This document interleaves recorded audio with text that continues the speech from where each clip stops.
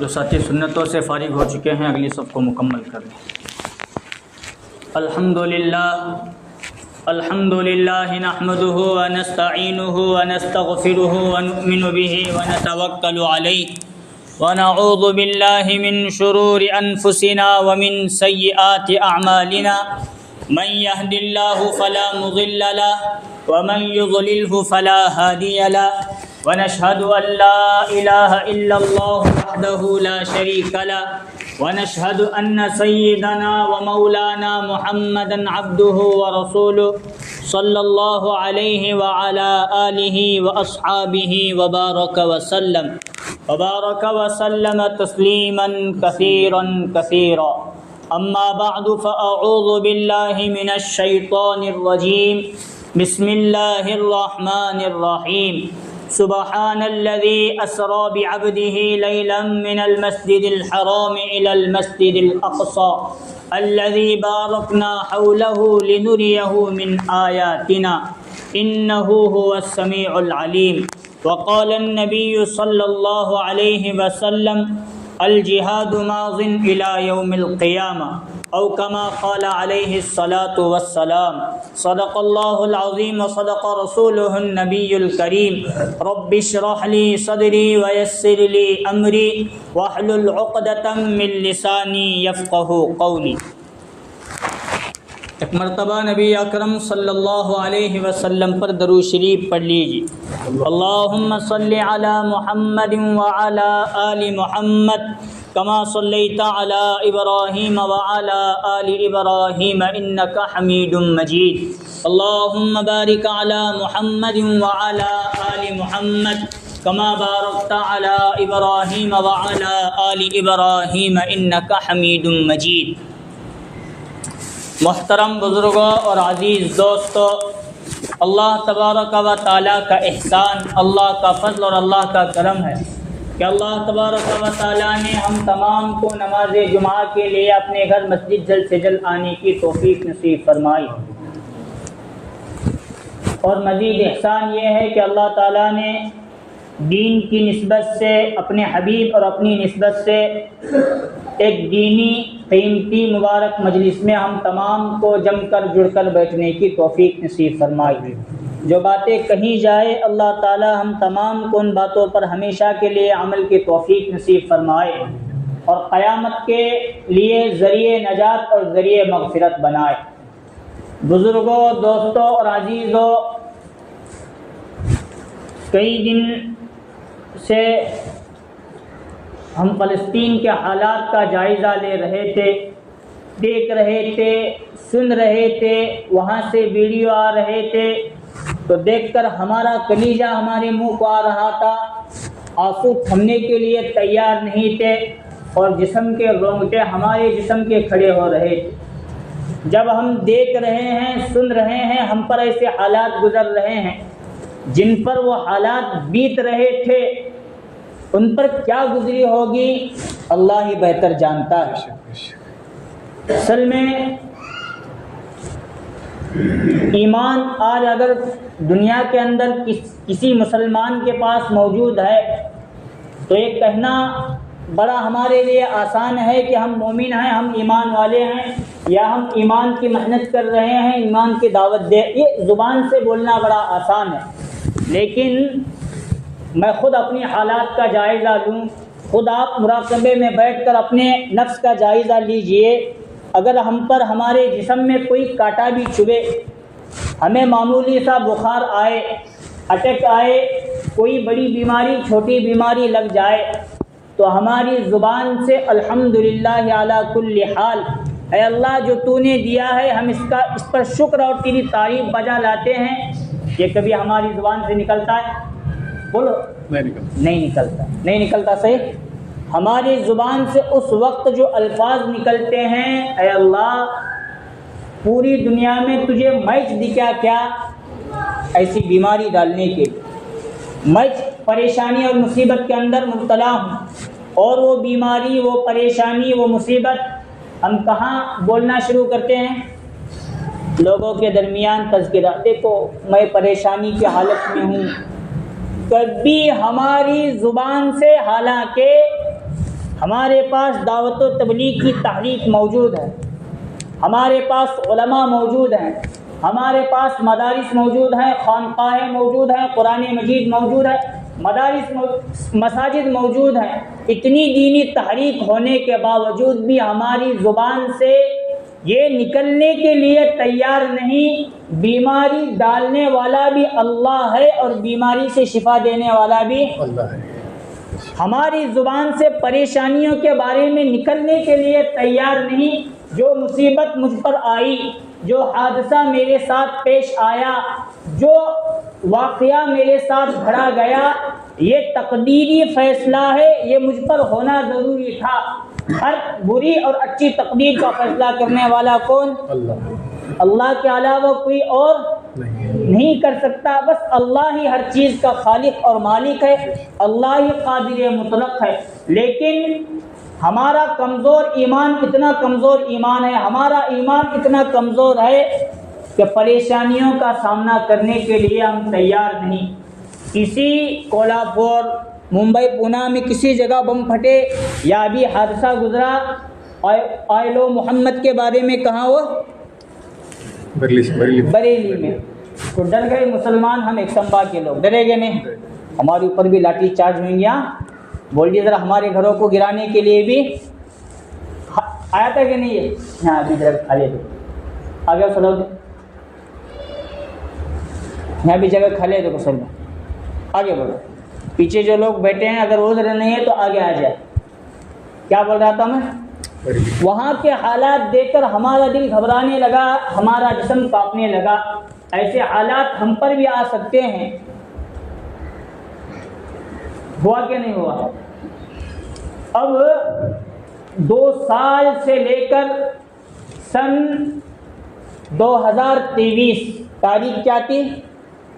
7 اکتوبر، تب سے لے کر 2025 کتنے ہو گئے؟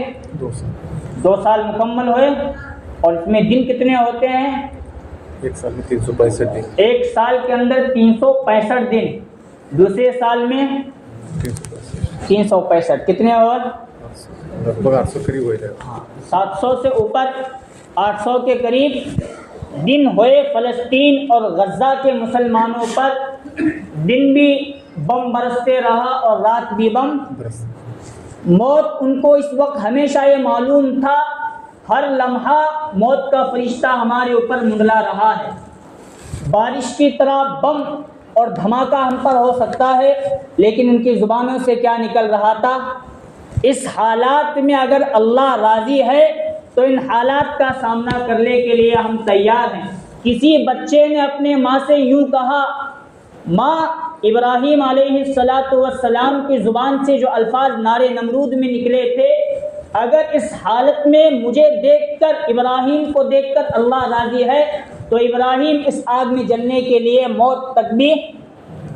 وہی بچہ وہی الفاظ دہراتے ہوئے فلسطین میں، غزہ میں یہ کہہ رہا ہے، ہم پر بم برس رہے ہیں، ہم پر موت کے سایہ منڈلا رہا ہے اور ہم پر بارود کے حملے ہو رہے ہیں۔ اس حالت کے اندر اگر اللہ ہمیں دیکھ کر راضی ہے تو اس حالت پر ہم اپنی جانیں اللہ کے لیے قربانی کرنے کے لیے بھی تیار۔ یہ ہوتا ہے اصل میں ایمان۔ رسول اللہ صلی اللہ علیہ وسلم نے فرمایا، پورے دنیا میں ایک وقت ایسا آئے گا، مصائب اور حالات آئیں گے، کوئی مسلمان ملنے کے لیے تیار نہیں ہوگا پوری دنیا کے اندر۔ اگر تمہیں ایمان والے اور مسلمان تلاش کرنا ہو تو فلسطین کی طرف اپنا رخ کرو، وہاں سچے پکے تمہیں مسلمان نظر آئیں۔ ہوا کہ نہیں؟ آج ہے ایمان ہے، نہیں ایسا نہیں، ہمارے پاس ایمان ہے لیکن کمزور ایمان ہے، یا رائی کے دانے کے برابر یا اس سے کم ایمان ہے۔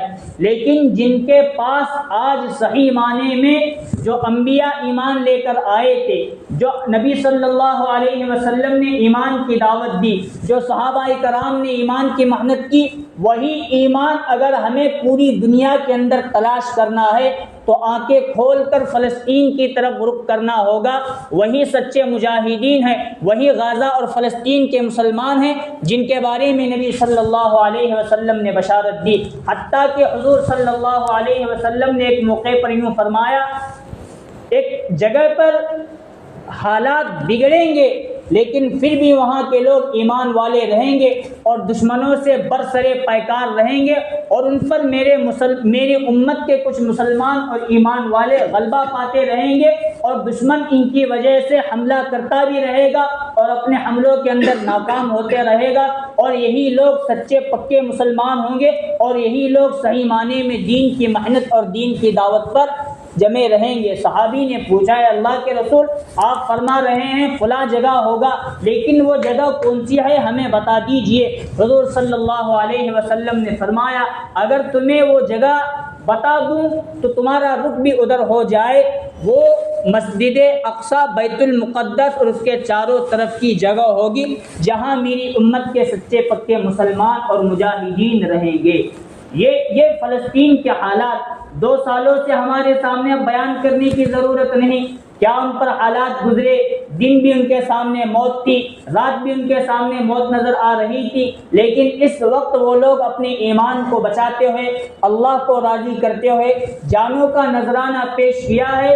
یہ اصل میں فلسطین والوں کا کام تھا جو انہوں نے کر کے ہمیں بتایا، اور اس کے مکمل 2 سال گزر گئے ہیں، اور اسرائیل جو آج اسرائیلی حکومت ہے اس وقت پوری دنیا میں غالباً امریکہ کے بعد سب سے بڑی طاقت، فوج کے اعتبار سے، مال کے اعتبار سے، اسلحہ کے اعتبار سے، قوت اور طاقت کے اعتبار سے جو سپر پاور مانی جاتی ہے، امریکہ کے بعد اس کا نمبر آتا ہے اسرائیل کا۔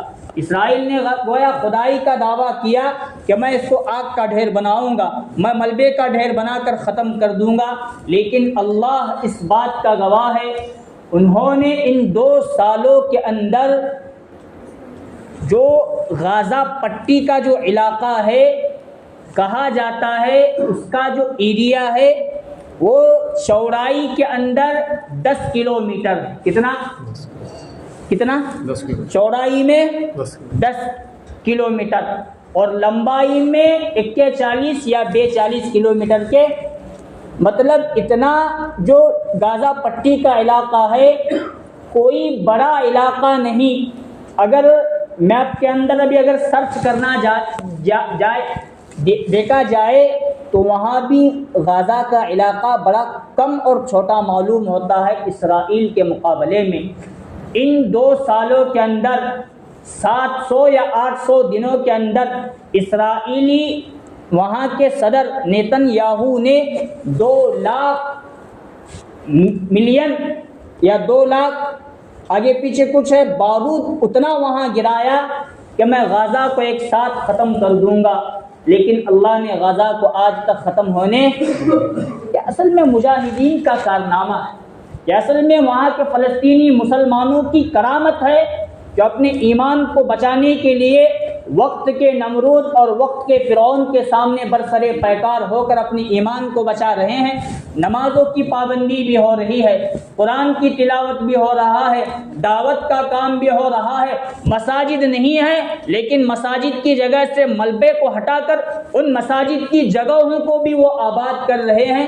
یہ اصل میں ایمانی تحریک ہے جو انہوں نے کارنامہ انجام دے کر ہمیں بتایا۔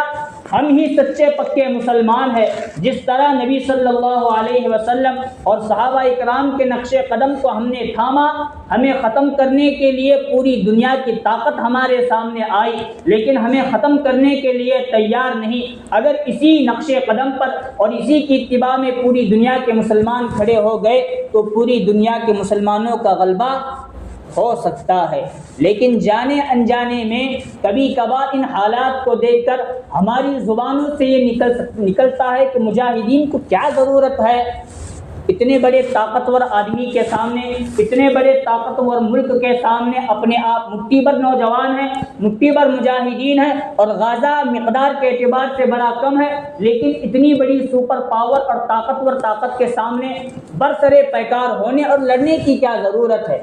اصل میں وہ لوگ مجاہدین بھی یہ چاہتے ہیں اور غازہ کے مسلمان بھی یہ چاہتے ہیں کہ مسجد اقصی سے لے کر فلسطین اور فلسطین سے لے کر ملک شام کا پورا علاقہ یہ یہودیوں کے قبضے سے نکل جائے اور وہاں کے مسلمان آزاد ہو جائے۔ سن 1917 سے پہلے یہودیوں کے پاس اصل میں کوئی طاقت نہیں.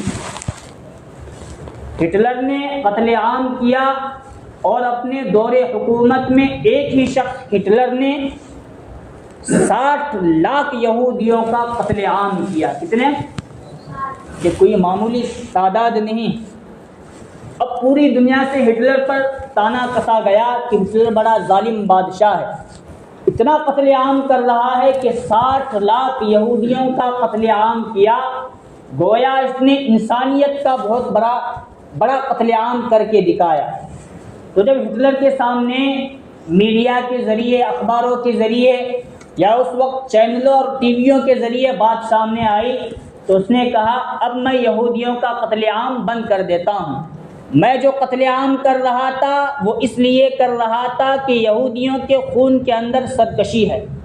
یہ احسان کا بدلہ احسان فروشی کے ساتھ دیتے ہیں. اس نے جرمنی کی لڑائی میں میرے ساتھ وہی کیا. جرمنی میں پناہ میں نے دیا اور دوسری جنگ عظیم میں میرا ساتھ دینے کے بجائے میں نے ان کو روٹی، کھانا، کپڑا، رہنے کے لیے مکانات دیے، لیکن یہ میری ہی مخالف ہو کر میرے خلاف لڑنے کے لیے میدان جنگ میں آئے ہیں. میں نے احسان کیا، ان لوگوں نے احسان کا بدلہ احسان فروشی کے ساتھ دیا، اس لیے میں نے اتنا قتل عام کیا ہے. تم لوگ کہہ رہے ہو تو میں چھوڑ دیتا ہوں اب یہودیوں کو. اس وقت ہٹلر نے کہا تھا میں نے 80% یہودیوں کو قتل کیا ہے، 20% یہودیوں کو تمہارے نام دنیا کے نام چھوڑ دیتا ہوں. آئندہ چل کر دیکھ لینا، جو لوگ ان کو پناہ دیں گے یہی قوم ان کا قتل عام کرے گی. اب یہودیوں کو چھوڑ دیا گیا اور یہودی جہازوں کے اندر، کشتیوں کے اندر بیٹھ کر الگ الگ ملکوں کا رخ کرنے لگی. کسی ملک کی طرف جاتے ہیں تو کوئی ملک کیونکہ پھٹے پرانے کپڑے تھے، غربت کے مارے تھے، کھانے پینے کا کوئی ساز و سامان نہیں تھا، لیکن 20% یہودی اب بھی باقی تھے جو اپنی جان اور اپنے دین کی حفاظت کے لیے نکل چکے تھے اور تلاش کرتے کرتے کرتے کرتے کئی ممالک کا انہوں نے دورہ کیا، لیکن کشتی سے سمندری علاقے سے زمینی علاقے پر کسی بھی ملک نے پیر رکھنے کے لیے ان کو اجازت نہیں. آخرکار فلسطین کے ملک شام کے مسلمانوں کو ان پر رحم آیا کہ غربت والے ہیں، بیچارے ستائے ہوئے ہیں، قتل کیے گئے ہیں. اگر ہم مسلمان اپنے اخلاق ان کے ساتھ نہ دکھائے تو کون اپنے اخلاق دکھائے گا؟ فلسطین کے مسلمانوں نے ان کا ویلکم کیا، خوش آمدید کر کے اپنے ملک کے اندر جگہ دی. جو آج اسرائیل بڑا ملک بنا ہے تو اصل میں ملک شام کا حصہ، فلسطین کا حصہ تھا. وہاں جگہ دی. چلتے چلتے چلتے چلتے سن 1948 میں ان کی آبادی اتنی بڑی اور طاقت، قوم و ملت اور تجارت اور پڑھائی لکھائی میں وہ لوگ اتنے آگے بڑھے کہ انہوں نے خود اپنے نام کا اسرائیل نام کا ملک تعمیر بھی کیا اور کھڑا بھی کیا اور اعلان کر دیا فلسطین سے ہمارا کوئی لینا دینا، بلکہ فلسطین کا جو حصہ ہے، بیت المقدس کے قرب و جوار کا جو حصہ ہے وہ سب بھی ہمارا ہے اور ہمارے باپ دادا کا ہے.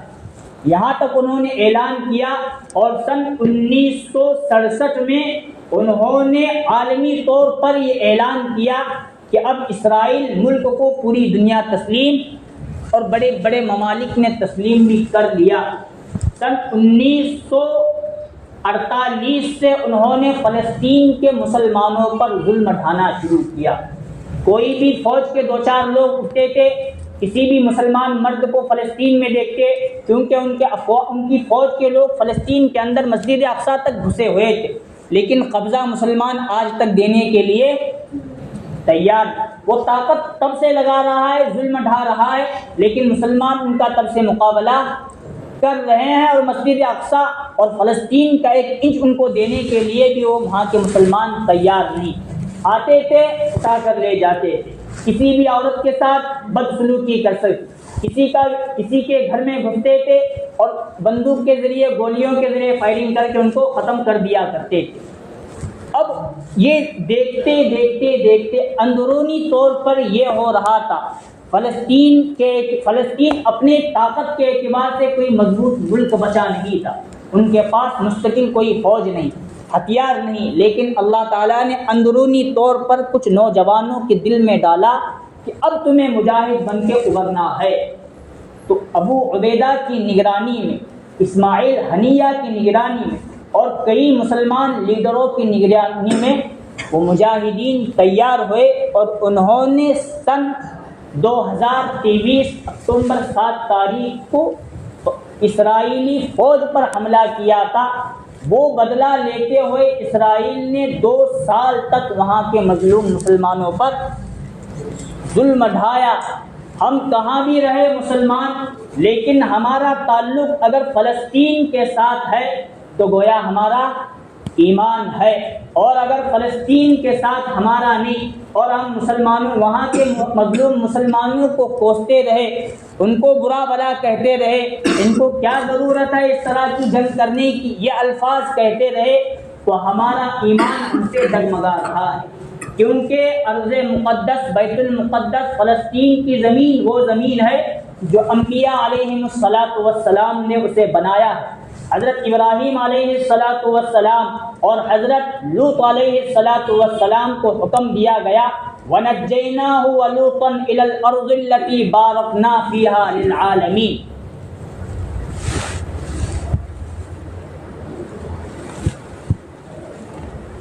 حضرت لوط اور حضرت ابراہیم کو حکم دیا۔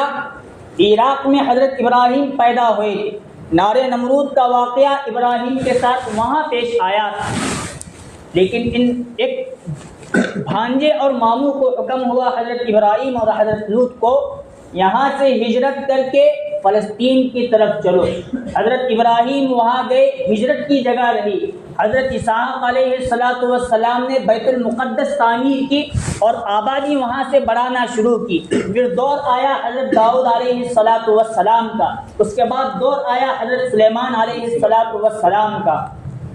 حضرت موسیٰ علیہ السلام بھی ادھر ہی ہجرت کر کے چلے گئے۔ حضرت عیسیٰ علیہ السلام کی پیدائش بھی ادھر ہی ہوئی۔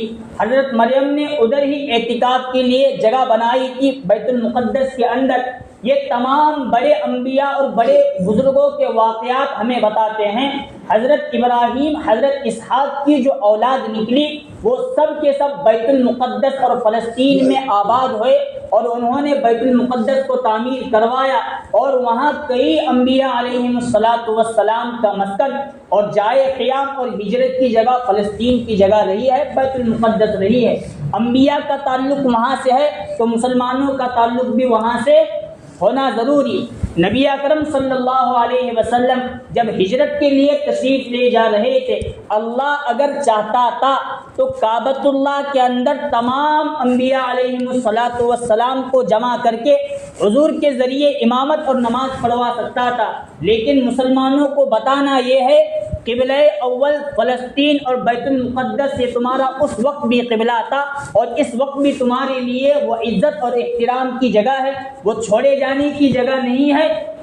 اس لیے نبی صلی اللہ علیہ وسلم کو کعبۃ اللہ سے اٹھا کر مسجد اقصیٰ پہنچایا گیا۔ پھر مسجد اقصیٰ کے صحنیہ مسجد کے اندر تمام جتنے انبیاء حضرت آدم سے لے کر حضرت عیسیٰ تک گزرے تھے، ان تمام کو وہاں جمع کیا گیا، اور ان تمام انبیاء کی امامت نبی اکرم صلی اللہ علیہ وسلم نے کی ہے۔ حضرت عمر رضی اللہ عنہ اور کئی صحابہ کرام نے اپنا رخ بیت المقدس کی طرف کیا۔ کئی قرآن مجید کی آیات ہیں جن میں اللہ تعالیٰ نے مسجد اقصیٰ اور فلسطین کی جگہ کو برکت والی اور مقدس جگہ بتائی ہے، اس لیے ایمان کا تعلق وہاں سے مسلمانوں کا بہت ضروری۔ ہم مسلمان اپنے ملک میں رہتے ہوئے ان کے لیے دعا کرنا، اگر ہو سکتے ہیں تو اپنی مدد ان تک پہنچانا، یا دلی اعتبار سے ان کے ساتھ ہم لوگوں کو رہنا بہت ضروری، ورنہ ایمان کا تقاضا تو یہ ہے کہ ہم ان کے ساتھ ہمیشہ نقش قدم پر چلے اور قدم بقدم رہے۔ اگر نہیں رہ سکتے تو ہماری دعائیں ان کے لیے بہت ہونا ضروری۔ یہ اصل میں فلسطین کا مدعا ہے جو ہمیں سمجھاتا ہے، اور یہاں تک یہ بات ختم نہیں ہوتی۔ ہم سمجھ رہے ہیں کہ آج کل جو حالات ہمیں دیکھنے آئے، فلسطین کو آزادی مل گئی ہے، نہیں، اسرائیل اپنے اعتبار سے طاقتور ملک مانا جا رہا ہے، لیکن 2 سالوں میں ہم نے دیکھا مجاہدین کے سامنے، وہاں کے مظلوم مسلمانوں کے سامنے اپنے شکست کے گھٹنے اس نے 3 مرتبہ ٹیکے۔ 3 مرتبہ اسے مذاکرات کے لیے سیز فائر کے طور پر وہاں مذاکرات کے لیے ٹیبل پر آ کر نظریں جھکانا پڑا، اور کل بھی دیکھنے میں ملا نیتن یاہو اور ٹرمپ بھی آ کر ان مجاہدین کے سامنے اپنا سر جھکائے بیٹھے ہیں۔ یعنی جب تک مسلمان اللہ کے راستے میں نکلتا رہے گا سر خو رہے گا، اور اگر جہاد جیسے مقدس سے روگردانی کرے گا مسلمان خود بخود ذلیل و رسوا ہو کر رہے گا۔ لیکن فلسطین کے حالات یہ آج کے حالات نہیں ہیں۔ انبیاء کے زمانے بھی فلسطین پر ظلم ڈھایا گیا، صحابہ اکرام کے دور میں بھی فلسطین پر ظلم ڈھایا گیا، حتیٰ کہ قیامت کی نشانیوں میں ایک نشانی یہ بھی بتائی گئی ہے فلسطین ہی سے حضرت مہدی علیہ السلام جھنڈا لے کر مسلمانوں کی کارکردگی اور امامت کریں گے۔ حالات یہاں تک بتائے گئے ہیں، پھر فلسطین پر ایسا حالات آئیں گے کوئی مسلمان وہاں ایک وقت میں مسلمان بڑھ جائیں گے، اور ایک وقت کے آنے کے بعد مسلمان وہاں سے ختم ہو جائیں گے۔ لیکن ہماری دعا موت تک اور قیامت تک یہی رہنا چاہیے، اللہ تعالیٰ مسجد اقصیٰ کی حفاظت فرمائے، فلسطین کے مظلوم مسلمانوں کی حفاظت فرمائے۔ ہم اپنا ساتھ کس طرح دے سکتے ہیں اس طرح دینے کی کوشش کرنا چاہیے۔ حضرت عمر بن خطاب رضی اللہ عنہ نے 14 پیوند پہنا ہوا جبہ پہن کر جا کر مسجد اقصیٰ کو آزاد کروایا۔ آج بھی اگر ہم حضرت عمر رضی اللہ عنہ کے نقش قدم پر چلے تو مسلمانوں کا روب کافر اور یہود و نصارہ پر پڑ سکتا ہے، لیکن شرط ہے مسلمان ایمان والے بن جائے۔ حضرت سلطان صلاح الدین ایوبی رحمۃ اللہ علیہ نے دوسری مرتبہ مسجد اقصیٰ کو اور فلسطین کو آزاد کر کے ہم مسلمانوں کو سبق دیا، تم سچے پکے مسلمان اگر بن سکتے ہو تو مسجد اقصیٰ کی دیوار کو کوئی ہاتھ نہیں لگا سکتا۔ لیکن پوری دنیا کے مسلمانوں کو، ہم مسلمانوں کو چاہیے کہ اپنے ایمان کو مضبوط کرے، اس طرح ایمان بنائے جس طرح کا ایمان فلسطین کے مظلوم مسلمانوں کے پاس ہے۔ ہم نے یہاں تک دیکھا اس بمباری میں گولیوں کے بوچھاروں کے اندر کئی مسلمانوں کی آنکھ پھٹی، ہاتھ کٹا گیا، کیا ہوا؟